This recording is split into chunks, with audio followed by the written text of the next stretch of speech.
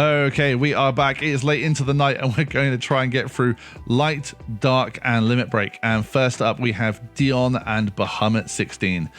When this is the first other priming forward, the dominant, I should even say, that they released, and I was like, oh man, he costs 3 and his priming is 3. I don't think so.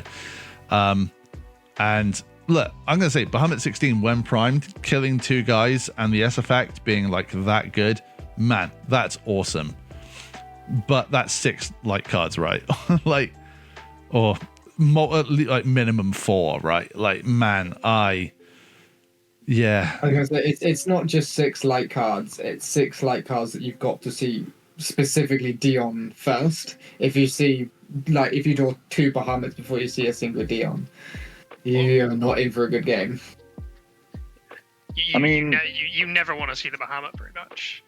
Like, that's why I think Bahamut is 10k 4 CP Brave, but that's because he only has an on-prime ability. He doesn't have an entry ability or an attack ability like the others. My thing really is that, like, if I'm only going to be like a light or dark card, is it this and not Cymru? I don't think it's this. I was going to say the same. I on paper, I think this sounds fine, but it's not a light card that goes in decks. I think Cymru has definitely become like the light card to compare other cards to like give it sort of like that base level of, is this as good as this? If no, then it's probably not worth it. I do wonder if Dion alone for the draw effect would be good to go in this like ice priming deck. Just to draw extra cards. I think that might be good, but I think it might still have to be Cymru though, because that deck just doesn't have a search. That's exactly what I was going to say. I was going to be like, I would completely agree with you if you could get this card out of your deck to get the draws early on, but if you don't see this any point early mid game, whatever, then you're going to hate to see it late game. Yeah. You really desperately need to draw another Clive for S effect. You know? Like genuinely for me, that this whole priming Dion into Bahamut was dead on priming 3 CP. Like that was, there's just no way, because the difference entirely with like Barnabus and Odin is that Barnabus has priming 2, and that is so much like you can, like, that means that you can just pay 5 CP, right, and then go straight to it. That is really good. I think the other aspect is Odin is a playable card without needing to be primed. Yeah, absolutely.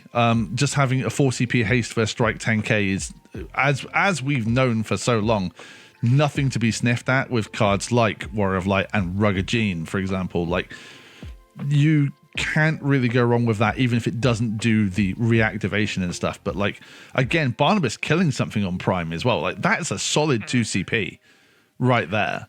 It's the fact it's cheaper priming as well. It's 2 instead of 3. Like, even priming makes so much more of a difference on these things. I cannot I cannot describe enough. Like, I don't know if like filling my deck with this many dark cards, and I say that as somebody who's played multiple chaos decks over the last year and a half, like, maybe it is worth it, but like, I don't know. If you're gonna do it, this is the card to try it with. Yeah, definitely. Yeah. But yeah, so like, Odin has pseudo brave, right? So he attacks and he always gets back up. But if you S effect, and he can attack twice. But then if you S, he can attack again. Yes. Yeah. So you can potentially like OTK with this thing? Yeah. You can do 6 because you've only got 4 S effects you can do. Because you would have primed into him. Yeah, sure. Now you throw the behemoth monster in the there. behemoth's on. Yeah, but you won't have enough cards in hand to do all that. But yeah, No. by himself, you can do 6. Yeah, that's pretty nutty. I don't hate it. I think this is one definitely worth playing with. And like, again, literally having the priming cost as 2 is all the difference between these 2 cards. For me, it's that priming effect on Odin doesn't go away. So even if you only want to swing once to leave him up as a 10k blocker, like, that is an option. Yeah, well, completely. I don't think it's terrible at all. I think it is worth getting copies of these as quickly as you can. I do think this would make like competitive play completely. Yeah, I really do. I'm completely wrong. He just activates every time he attacks. Yeah. If you do it twice. So let's say pseudo brave. Yeah. Yeah. That's he's a scary card. Next up, we have the Warriors of the Crystal, which is Plus definitely the Warrior of the Kindle Light. Yeah, which is definitely unfortunate for that as well. So we've shoved them all here at the end, and right. Well, let's get it over with, shall we? Howdy, there are a lot to talk about. Right. Yeah. Okay. Lucio is super interesting because he does not cost 5. He costs 1 because he will search for like 2 of these. And unfortunately, there's the Eleanor FFBE from like Opus like 14 or something like that, who is also a Warrior of the Crystal, but she's a light card, so you can't play her. But Lucio, manages to search for 2 of these, and they've all got alternative payments that you can play, so you can play them in any deck regardless. And at the beginning of combat, you'll gain 2 crystals, so you can always do this, but you can only cast them in the main phase like you should do anyway. They're not great. Jum says that she can't be chosen by abilities, but like there's not really any reason where she says that she shouldn't say that Job can't, and none of them do that.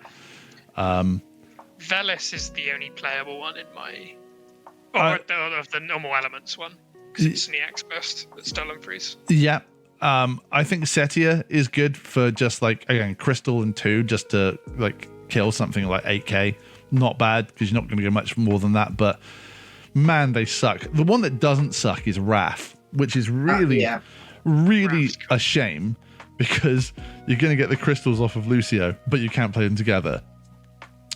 Wrath is basically like if Lightning Ishtola was a one-man band. And I think that's like 3 CP 9k, really cool. Crystal for like turning off like summons or abilities, targeting. Man, she's great. That's exactly the sort of thing. Wrath is really cool. Dark card. It's such a because Lucio being able to get 2 crystals a turn just by existing is really, really cool.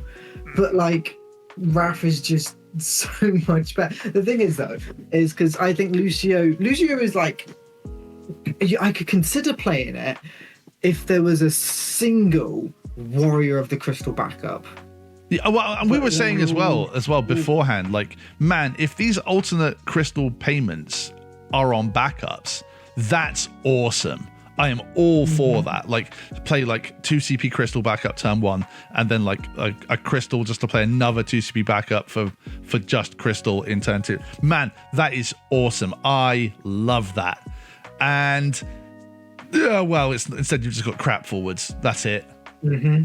It's like because we said earlier, we were talking like the value of a crystal is roughly considered to be 2 CP, which as we can see here, every single card is reduced by 2 CP and replaced with a crystal. Yeah.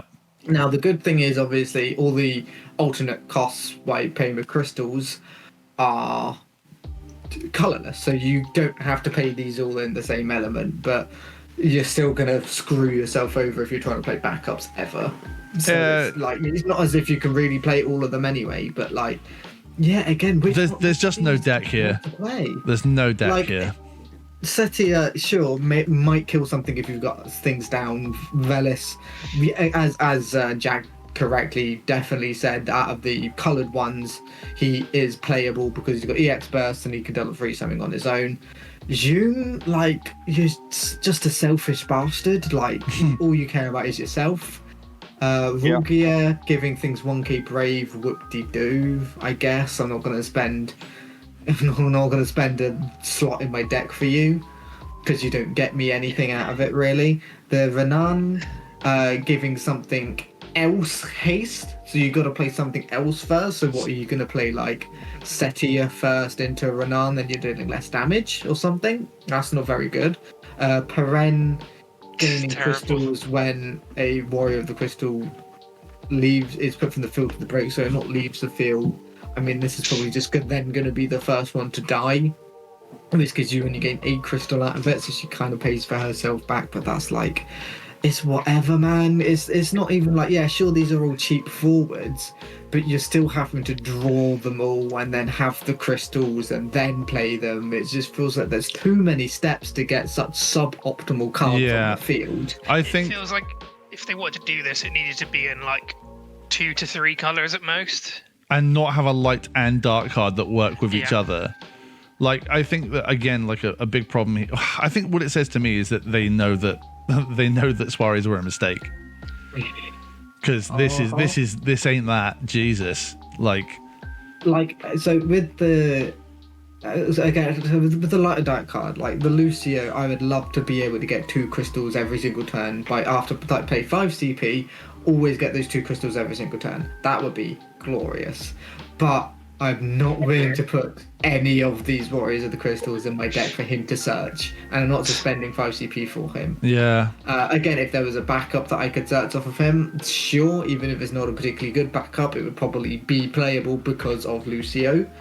And then Wrath, also with Lucio as well. So in my Young Excamil deck that I've been talking about occasionally, I have a one of Venat, which is the box topper from last set, the 4 CP one when it ends gain 2 crystals, which immediately, so if it doesn't die before combat, I always get the crystals, which is, good. But it has the effect when it's put from the field to the break zone, I can pay a crystal to remove something from the game.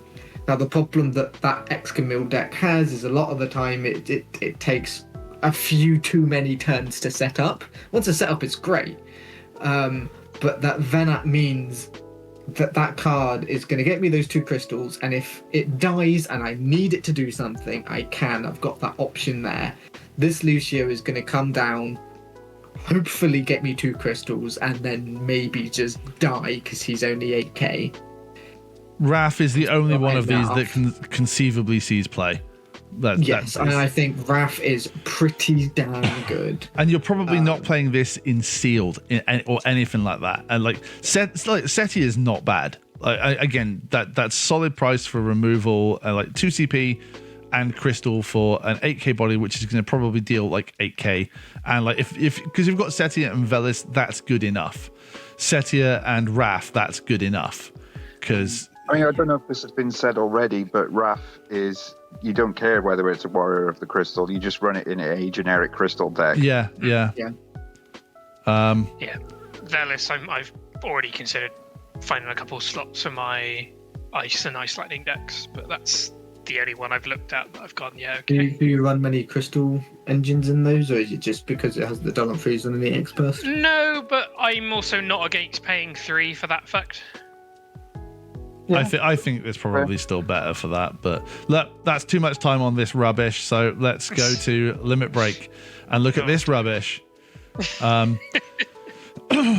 it's not bad. Samurais haven't been a thing for like nearly 2 years now. I don't think this is the one that's going to do it, but the text is good. I'm not going to lie. Like, Limit Break 3 is too big an ask for, I think, any fire deck, but like, when it says that you're 3 guys on the field can attack twice, and if one of them's like Scion, so it's going to swing ping as well, like that's pretty big. And especially it's going to be late game, so that your original 10-10's already going to be gone. Look, it's not bad, but it's not great either. A lot of people were obviously comparing this to old Tenzen, but I think that's a really rubbish thing to do because, Tenzen, old Tenzen, the 6 CP legend, you want to get down sort of as soon as possible, immediately start getting value out of. This card is going to win you the game, and it doesn't matter if you've got that Tenzen on the board at that point. It's frustrating because, my initial thought for this was, maybe this can help you with a Hien OTK kind of thing, because Hien's a samurai. But then it's actually you kind of need to run Montleonis, the other fire LP legend? Yeah. like you really need to be running those for that kind of deck, and in which case you can't afford to spend LB3 on this and that, and it's like, oh, maybe it doesn't quite fit in anywhere, annoyingly. But I think it's definitely one to keep at the back of the dome. I think this card has a lot of potential if Samurais ever do sneak their way up again. I get it couldn't say Fire Forwards like the Edge does for Lightning Forwards because it's not a legend. Yeah. But I feel like it could have said like Cat 11 as well. What's Or something like that. Don't tempt me with a good time. Let's rattle What through. is interesting? Oh no, go on. You've got a point. Just Go for real it. quick. It includes itself. So if you can give it haste, it's a 12k attack twice card with Brave. Not irrelevant, especially in fire.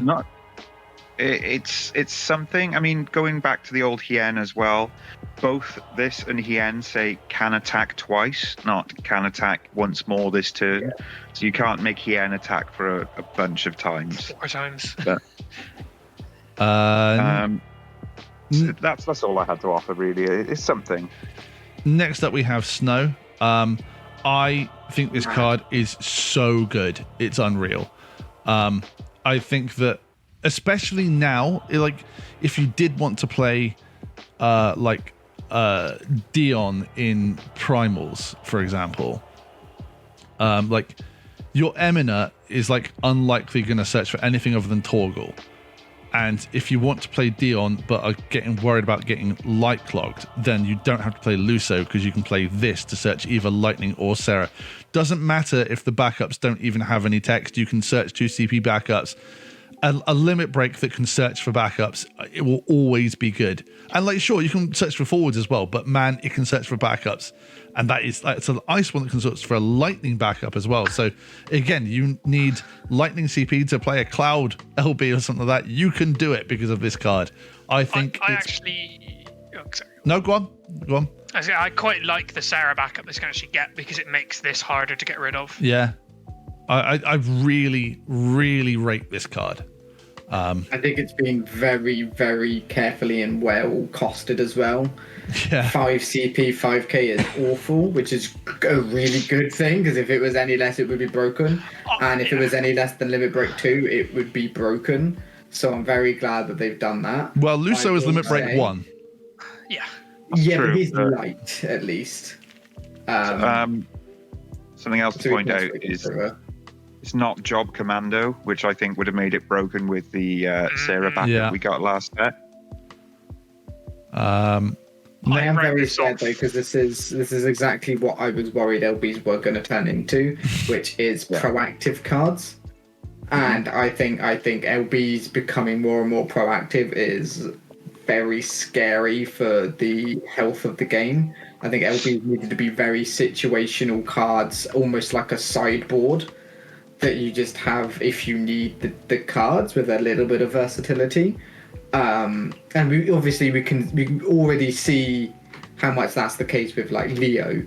Any single time water is seen in a deck, you chuck a couple Leos in there because it's just, I guess I'll just cycle this card. Yeah. Which is very strong. And I think this being a consistency card that's always in your hand is quite scary. I am glad it is costing 5 is a slight saving grace, but I still think it's quite worrying. Yeah, I wrote this off when I saw it, but then when it was digging in, and there's 2, at least in mono ice, there's 2-drop backups this can get you. It gets you online quite well. Yeah, I really rate it. Next up, Zidane. When people saw the art for this and like there was no text, everybody completely shat themselves. And I said, I want to go on the record, and I said, nah, it's just going to be an unblockable thing. And that's exactly what it is. So it's like mill 2 and like maybe draw if you're against a mono deck. But like, it's just unblockable. Unblockable by 4s or more. So I will take any wind limit break that's bad, especially a wind limit break with a bad name. So the scary thing is, though, it's still kind of playable. yeah, Like, sure. You can very happily slot one of these or two of these into a mono win deck and not feel very bad about it, because it could draw you a card, it could do a point of damage. It's still a limit break card, right? So if you don't want to play it, don't play it. But yeah, this needed to be this bad. Yes, 100%. It could not be any better. Celtius. Oh. I'm curious about this one because it is going to be hard to shift. Yeah. This is a very interesting card. Pardon? I mean, you either just bounce it or remove it from game, which not every deck can offer, but it is quite interesting that it's quite sticky. It's can't be dealt damage by opponents, summons, or abilities, and then it can't be broken by things that don't deal damage. So, a lot of decks have to sit and think, how actually am I going to do this if I don't have bounce? Yeah, that's the key thing for me, is some decks just don't have an answer for this. I mean, I think it really. I think the two main decks that are going to struggle against this would be like lightning decks, because obviously they're straight breaks, or like fire decks through the damage. But I think ice, you can still get the dulls and dull freezes off. Water, you've still got bounce and power reduction. Or just ability removal. Yeah, Kuchulain it, whatever. Yeah, exactly. Yeah, but against lightning decks, it just means that it has the text that it can't attack. Yeah, admittedly. And lightning still has a fair amount of dull, so I don't think it's too worried and stuff. Like, it's still going to be like, you still got to beat over it, which is easy enough. And like, it is a hard ask for an Earth deck to actually pay for this. So yeah. I mean, limit break 1 is definitely a saving grace for this card. I think you don't have to feel too bad about playing one of these at some point. Yeah, it might be relevant.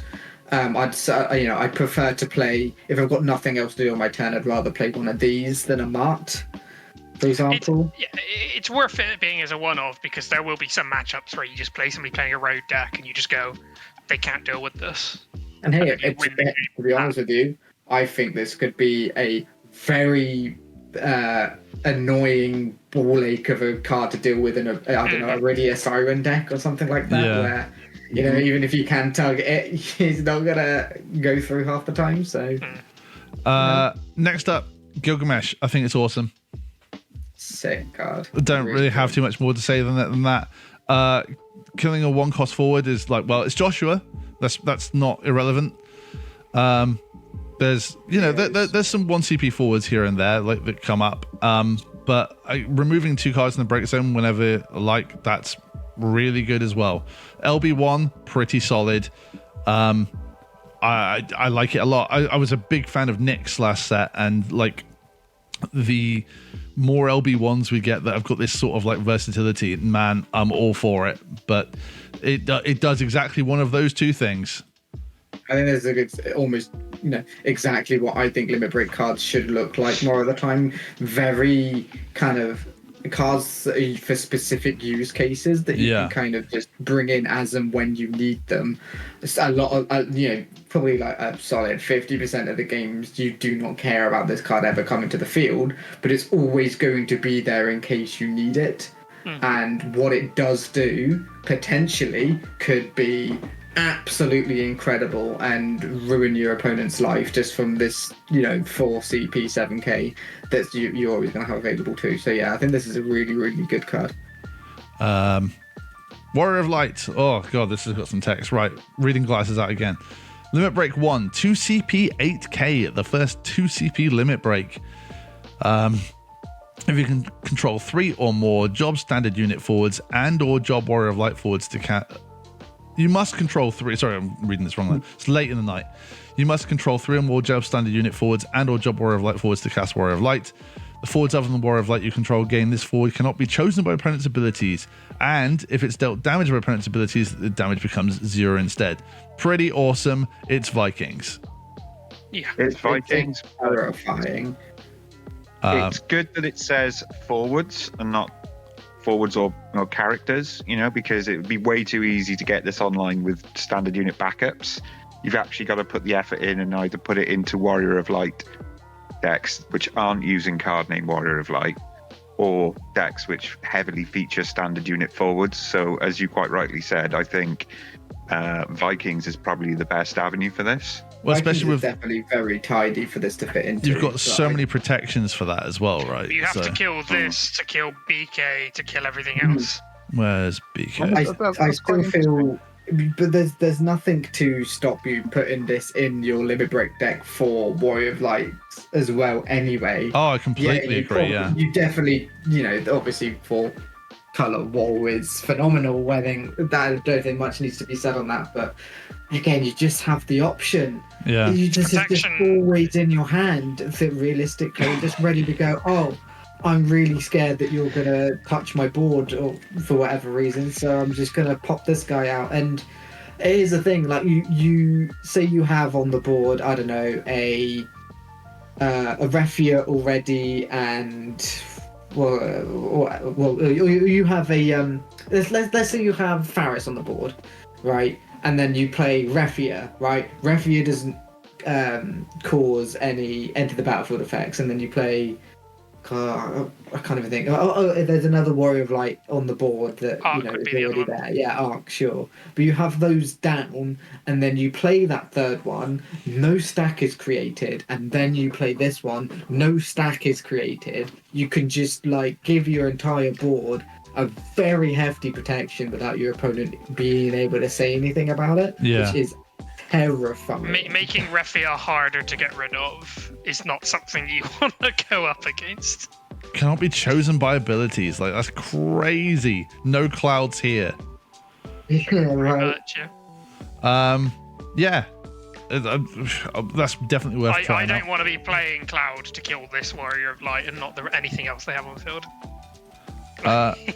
Iron Giant Sopfo doing a T-pose. Limit Break 2, 3CP, 5k, and when he enters, choose one forward cost 2 or less, deal at 5k, and choose one dull forward, deal at 7k. This is a hero, apparently. I think it's Oh, is terrible. This is literally the worst hero I've ever seen. It's playable for like Akstar stuff, like related things, but like I think again, but it's a Limit Break card. There's no reason for, if you're running Fire Ice, just put this in your deck, and if you don't want to play it, don't play it. Like, there's nothing, again, it's a Limit Break. It's always there if you need it, and if you don't need it, you don't use it. I think There's too having many this, good ice limit breaks for this to be worthy of a slot. I completely agree. Yeah, I don't disagree that the Ice Limit Break cards are definitely some of the better ones, but I think if you're playing Fire Ice, there's no reason not to have one of these in your Limit Break deck just in case you need it. Like, having the option of 5k to a 2 or less, which to be honest with you isn't great, but if it's 2 or less, chances are that's probably gonna die unless it's a Zidane, sure, or 7k to a Doll thing, which there you go, that kills the Zidane because it's probably attacked. and they couldn't reach this. Fine. Like, the Zidane couldn't reach this, so you know. Exactly. Yeah, because this is in your limit breaks. You're always going to have the answer to Zidane, which if you're not playing Lightning for that cloud, then you've got an answer. Kills Irvins as well. Yeah. Like, it's Couldn't tell you why this is a 5k forward. To be honest with you, I do. it's an Iron Giant. Why isn't it a 10k?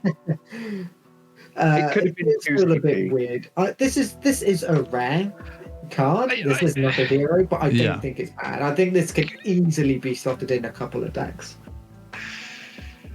for its versatility. Magna Rhoda. Limit Break 2. When Magna Rhoda enters the field, if you control 4 or more ice characters, your opponent reveals their hand and you discard 1 card. When Magna Rhoda enters the field, if you control 4 or more wind characters, he gains haste. Well, this sucks. I will stand by. I think haste on an LB card is worrying. It's kind of worrying, but in an ice lightning deck, you don't really want this. Ice Wind. Ice wind, sorry. I mean, it is itself a Ice Wind card, so you need 3 of the other elements to get its effect off, but then you are running the risk of this dying on the stack and not getting either effect. But it's, it's not going to be difficult to get those effects off, especially, if you're playing Icewind, you're probably going to be having, you're going to have Sid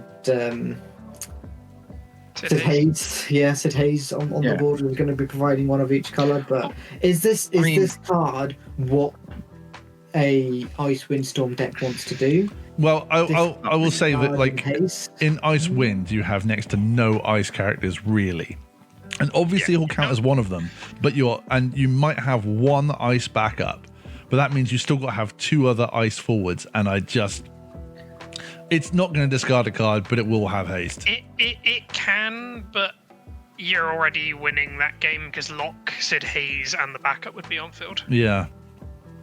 Yeah. The wind effect you should almost always get off. Yeah, I think the fact that this is an LB card that has haste is the most important thing this card is, especially in an Icewind deck, which the only haste that deck does have is the 2CP Zidane. Yeah.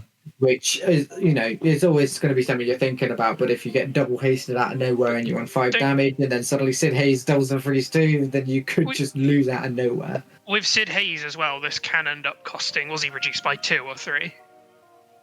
2. So this can end up costing you 3. True. I think it can only have 7,000 power as well, because it needs to die to every EX burst. Yeah. What's interesting, Jacko mentioned he was toying the idea of a mono ice priming deck, and Garuda would slot in there because of the Wolf Dog backup. And because of that, this, if you had Garuda in hand, you could pay for this, and for 5 CP have something that looks at their hand and chooses and discards. Yeah. I mean, that's something, I suppose, and that's quite interesting. It's not terrible. Absolutely not. That's one of the better uses of it, I think. But let's go for, oh god, Vajradhara Wu. Vaj. Okay. Let's have yeah, so Limit Break 2. Somehow related to Brianna, maybe? I don't know. Brianna Wu is the name of this card from now on. So when Brianna Wu enters the field, select one of 2 following actions. Choose one damage forward, break it on a Wind Earth card. Okay. Choose one forward. Your opponent controls Brianna Wu, and the chosen forward deal damage equal to the respective power to the other. It ain't great. I'm playing it with a Noctis deck. That's about the only thought I have with it. That doesn't suck, to be fair. That does not suck. That's pretty much it, though, right? Noctis is killing something from this, and then you're killing something else with this. Yeah. Well, Liam will like it because it's Wind Earth, but yeah, I think again, as with all LB cards, I've said this a couple of times before. You don't have to play this, but having the option there, again with the Iron Giant, this does kill a Zidane, and I know I'm picking on Zidane a bit here, but I feel like it's justified. It's a way you can kill Zidane with your opponent not being able to rip it out of your hand. No, not ridiculous. We're nearly there. We're just right to the end of the line now. So we've got the Dragon King. Limit Break 2, 9 CP, 9k. When the Dragon King enters the field, choose up to 2 characters in your break zone. If you control 4 or more Earth characters, add them to your hand. Awesome. That's really cool. When the Dragon King enters the field, choose 1 forward. If you control 4 or more Lightning characters, break it. Earth Lightning decks have every possibility to have 3 other Earth or Lightning characters, so you can feasibly do this. It is expensive. I know it gives you a 4 CP refund, but man, this is expensive. You have to guarantee your opponent can't respond to this, but if they can't, you're getting a lot of value out of it. What else can we say? It breaks something and it might get 2 things back. I don't like, for the cost, how flimsy it is that if your opponent can remove anything on the stack, that you just don't get those things. I am a big Earth Lightning enjoyer, and I can't really see myself playing this over more for Limit Break 2 as well. Man, it's this or a Cloud and some like Optus. other techie things. I think with all of the dual ones, and specifically this one and Ultimate Weapon coming up, like I don't see it.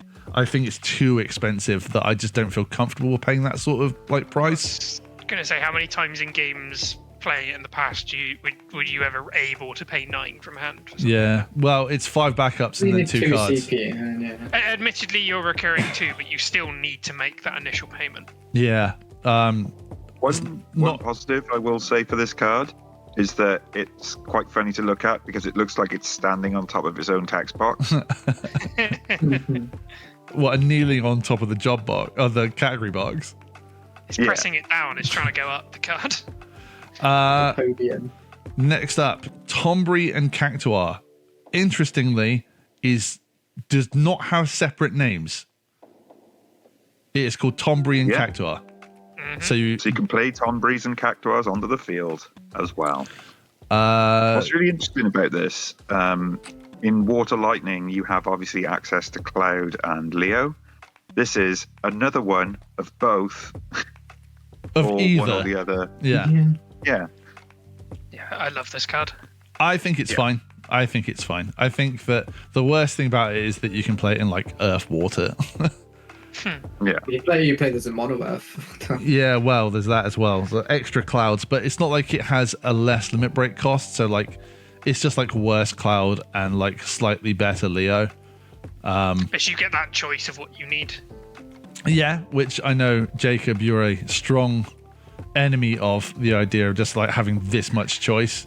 But like, it is limited massively to its elements, and I think it's good. I don't think it's great.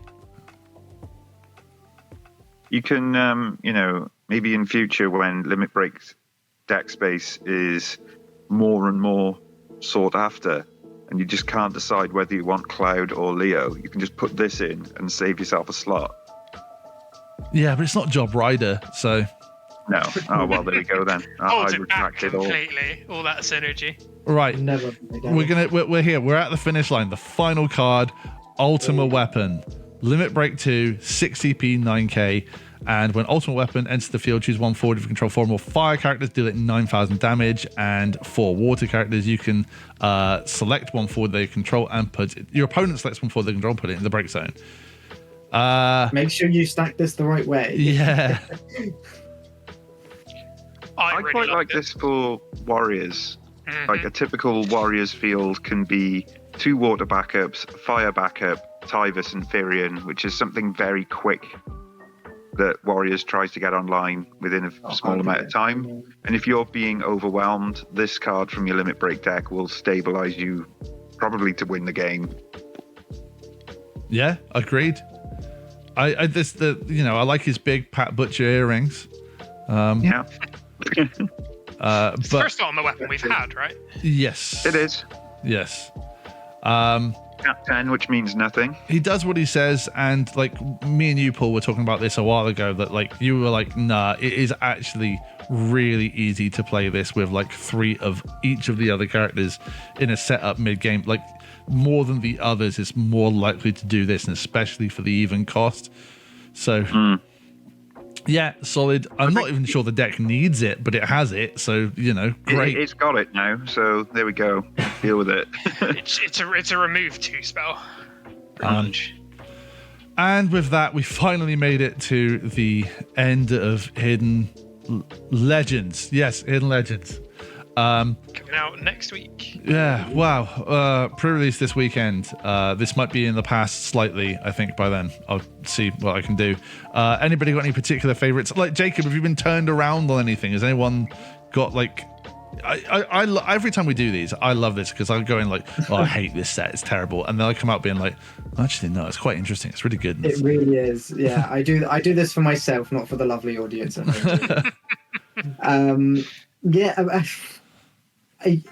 much as I'd love to say it, Earth really is terrible, this set. But Lightning, man. Oh, God.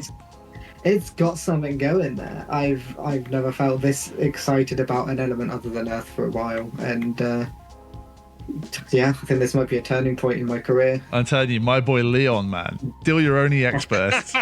Oh yeah, I like this. This isn't like the sort of like Cecil from Opus 22 where like some people were like, no, it's actually really good, or there's like no one else other than me is going to be like, this is a great card, and I completely stand by that. But oh, it really should have been a Dark Knight though, especially considering it deals you a point of damage. it's like, oh no, I've only got one rebel. It's like, yep, and it's the only one I want. I don't want any of the others.